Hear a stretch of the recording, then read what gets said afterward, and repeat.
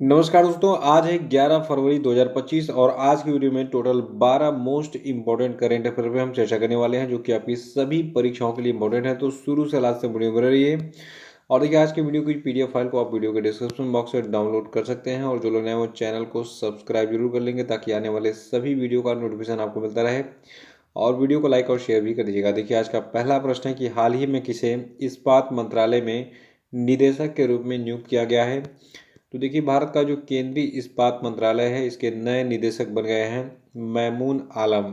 देखिए, जो मैमून आलम है ये 2007 बैच के आईआरएस अधिकारी हैं। इनको इस्पात मंत्रालय में, याद रखिएगा, निदेशक के रूप में अपॉइंट किया गया है। और देखिए, 7 फरवरी 2025 से इनकी नियुक्ति प्रभावी हो गई है। इसको नोट कर लीजिएगा। और अगला प्रश्न है कि हाल ही में 38वें राष्ट्रीय खेलों में मुक्केबाजी यानी कि बॉक्सिंग के किस भार वर्ग में लवलीना बोरगोहेन ने गोल्ड मेडल जीता है। तो देखिए, लवलीना बोरगोहेन जो है ये भारतीय मुक्केबाज यानी कि बॉक्सर हैं। इन्होंने 75 किलोग्राम भार वर्ग में 38वें राष्ट्रीय खेलों में सोने का पदक यानी कि गोल्ड मेडल जीता। देखिए, जो 38वां राष्ट्रीय खेल है ये उत्तराखंड में आयोजित हो रहा है, आपको पता ही है। इसमें लवलीना बोरगोहेन ने महिलाओं के 75 किलोग्राम भार वर्ग में स्वर्ण पदक जीता। और इनके अलावा शिव थापा ने पुरुषों के 63.5 किलोग्राम भार वर्ग में सिल्वर मेडल जीता। अंकुशिता बोरो ने भी स्वर्ण पदक जीता। और साथ ही पुरुषों के मुक्केबाजी डिवीजन में एसएसबी जो सर्विसेज स्पोर्ट कंट्रोल बोर्ड है इसने कई सारी जीत हासिल की। इसको नोट कर लीजिएगा। अगला है कि हाल ही में उद्योग और आंतरिक व्यापार संवर्धन विभाग ने लॉजिस्टिक्स और बुनियादी विकास के लिए किसके साथ में समझौता किया है। तो देखिए, जो उद्योग और आंतरिक व्यापार संवर्धन विभाग है यानी कि department for promotion of industry and internal trade है भारत सरकार का, इसने जो है लॉजिस्टिक और बुनियादी विकास के लिए कोरिया ट्रांसपोर्ट इंस्टीट्यूट के साथ हाल ही में एक समझौता किया है। और इस सहयोग का उद्देश्य भारत के बुनियादी ढांचे के विकास लक्ष्यों का समर्थन करने के लिए कोटी यानी कि कोरिया ट्रांसपोर्ट इंस्टीट्यूट की विशेषज्ञता का लाभ उठाना है। और अगला प्रश्न है कि हाल ही में किसने मणिपुर के मुख्यमंत्री पद से इस्तीफा दे दिया। तो देखिए, मणिपुर के मुख्यमंत्री थे एन बीरेन सिंह और इन्होंने अभी हाल ही में नई दिल्ली में गृह मंत्री अमित शाह से मुलाकात के बाद अपने पद से इस्तीफा दे दिया। और देखिए, राज्यपाल जो मणिपुर के हैं इन्होंने वैकल्पिक व्यवस्था होने तक यानी कि नया मुख्यमंत्री अपॉइंट होने तक एन बीरेन सिंह को अपने पद पर बने रहने का जो है आदेश दिया है। तो एन बीरेन सिंह जो है, याद रखेगा, ये अब मणिपुर के मुख्यमंत्री नहीं रहे। और अगला प्रश्न है कि हाल ही में किस देश के साथ सैन्य अभ्यास साइक्लोन का आयोजन किया गया। तो देखिए, भारत ने मिस्र के साथ, देखिए मिस्र को अंग्रेजी में इजिप्ट भी कहते हैं, तो इजिप्ट यानी मिस्र के साथ भारत जो है साइक्लोन नाम का एक सैन्य अभ्यास करता है। और ये कहाँ पर और कब आयोजित हुआ ये चीज़ मैं आपको बताने जा रहा हूँ, क्योंकि देखिए जितने भी सैन्य अभ्यास हैं उनका डेट और प्लेस पूछा जाता है, उसको नोट कर लीजिएगा अलग से कहीं। देखिए, अपने नोटबुक में एक पेज अलग से बनाइए सैन्य अभ्यास, ठीक है। उसमें सभी सैन्य अभ्यास को लाइन से नोट करते रहिए, कौन सा सैन्य अभ्यास किसके साथ हुआ, कब हुआ, कहाँ पर हुआ। देखिए, भारत और मिस्र के बीच संयुक्त सैन्य अभ्यास साइक्लोन 2025 का आयोजन 10 फरवरी 2025 को राजस्थान के महाजन फील्ड फायरिंग रेंज में शुरू हुआ। 14 दिन तक ये चलेगा। इसका ये तीसरा संस्करण है और इसका उद्देश्य चुनौतीपूर्ण रेगिस्तानी वातावरण में पेशेवर कौशल साझा करने पर जो है इसका ध्यान केंद्रित करना है।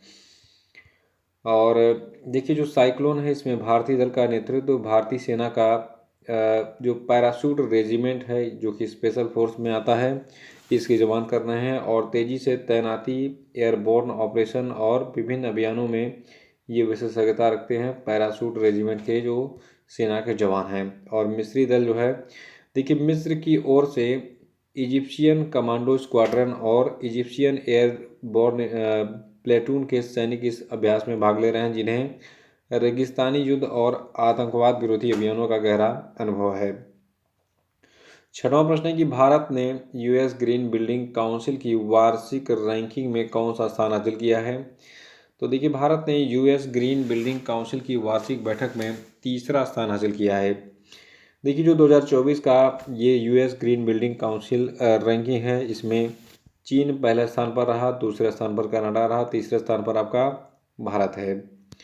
और देखिए जो आपका चीन है ये जो है 25 मिलियन वर्ग मीटर से अधिक लीड यानी कि leadership in energy and environmental design प्रमाणित क्षेत्र के कारण जो है पहला स्थान हासिल किया। बाकी कनाडा ने 10 मिलियन वर्ग मीटर प्रमाणित जो हरे भरे क्षेत्र हैं उनके लिए दूसरा स्थान हासिल किया। और भारत ने 8.5 मिलियन वर्ग मीटर के साथ तीसरे स्थान पर जो है रहा भारत, जिससे ये साबित होता है कि भारत एशिया प्रशांत क्षेत्र में हरित निर्माण में अग्रणी भूमिका निभा रहा है। तो याद रखिएगा यूएस ग्रीन बिल्डिंग काउंसिल की वार्षिक रैंकिंग में भारत तीसरे स्थान पर है, चीन पहले स्थान पर है और कनाडा दूसरे स्थान पर है। सातवां प्रश्न है कि भारत का घरेलू रक्षा उत्पादन कितने लाख करोड़ के आंकड़े को पार कर गया है। तो देखिए भारत का जो रक्षा उत्पादन है ये 1.27 लाख करोड़ रुपए के आंकड़े को पार कर गया है।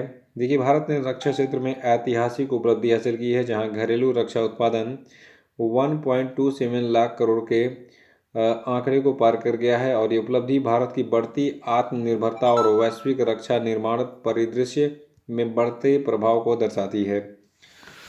आठवां प्रश्न की आईडीएफसी फर्स्ट बैंक के ब्रांड एम्बेसडर कौन है। देखिए ब्रांड एम्बेसडर का भी एक अलग से पेज बनाइए अपने नोटबुक में।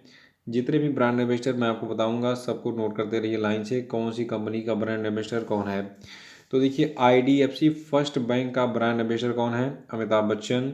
देखिए हाल ही में आईडीएफसी फर्स्ट बैंक ने इनकोज स्टूडियोज के सहयोग से अपने ब्रांड एम्बेसडर अमिताभ बच्चन का एआई संचालित होलोग्राफिक अवतार लॉन्च किया है। और इस पहल का उद्देश्य ग्राहकों को एक नया और व्यक्तिगत बैंकिंग अनुभव प्रदान करना है। आईडीएफसी फर्स्ट बैंक की बात करें तो ये एक प्राइवेट सेक्टर का बैंक है। इसका मुख्यालय मुंबई में है। इसकी स्थापना 2015 में हुई थी, अक्टूबर महीने में।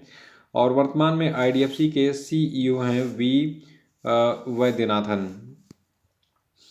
नवा प्रश्न है कि हाल ही में अमेरिकी राष्ट्रपति डोनाल्ड ट्रंप ने मैक्सिको की खाड़ी का नाम बदलकर क्या नाम दे दिया।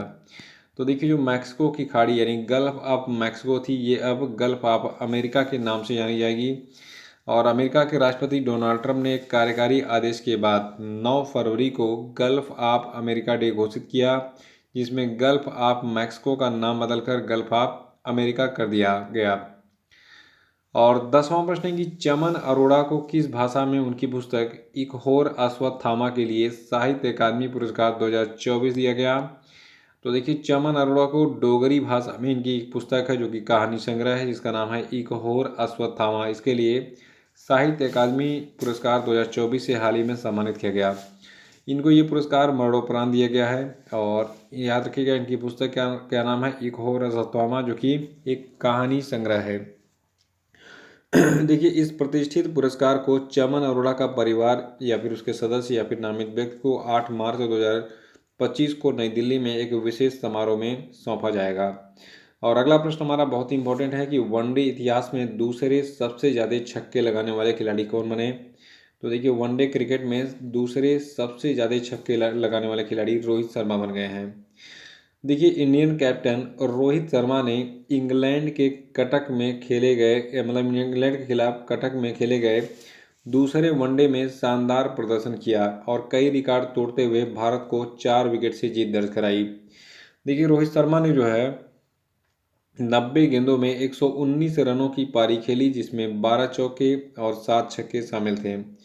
और देखिए इस पारी के साथ इन्होंने क्रिस गेल 331 छक्के को पीछे छोड़ते हुए वनडे इतिहास में ये दूसरे सबसे ज़्यादा छक्के लगाने वाले बल्लेबाज बन गए। और रोहित शर्मा अब केवल शाहिद अफरीदी के 351 छक्कों से पीछे हैं। तो याद रखिएगा रोहित शर्मा दूसरे सबसे ज़्यादा छक्के लगाने वाले खिलाड़ी बन गए हैं वनडे क्रिकेट में। और पहले कौन है, शाहिद अफरीदी हैं। और अगला प्रश्न है कि वनडे क्रिकेट में डेब्यू करने वाले दूसरे सबसे उम्रदराज क्रिकेटर कौन है। तो देखिए ये भी प्रश्न इंपॉर्टेंट है। देखिए वरुण चक्रवर्ती फोटो दिख रही है, ये वनडे क्रिकेट में डेब्यू करने वाले दूसरे सबसे उम्रदराज क्रिकेटर बन गए हैं। देखिए वरुण चक्रवर्ती जो है ये एक भारतीय स्पिनर है। इन्होंने 33 साल और 164 दिन की उम्र में अपना डेब्यू किया है वनडे क्रिकेट में, जिससे ये भारत के दूसरे सबसे उम्रदराज वनडे डेब्यू करने वाले खिलाड़ी बन गए हैं। इनसे पहले फारूक इंजीनियर 36 साल 138 दिन की उम्र में इन्होंने वनडे में पदार्पण किया था। तो इसी के साथ आज का वीडियो समाप्त होता है। कल फिर मिलेंगे कल के सेशन के साथ। तो जो लोग नए हो चैनल को सब्सक्राइब कर लें कल का अपडेट पाने के लिए। और देखिए वीडियो को अधिक से अधिक शेयर कीजिए और चैनल को सब्सक्राइब करवाइए ताकि संख्या बढ़े और पढ़ाने में मजा आए। Thank you.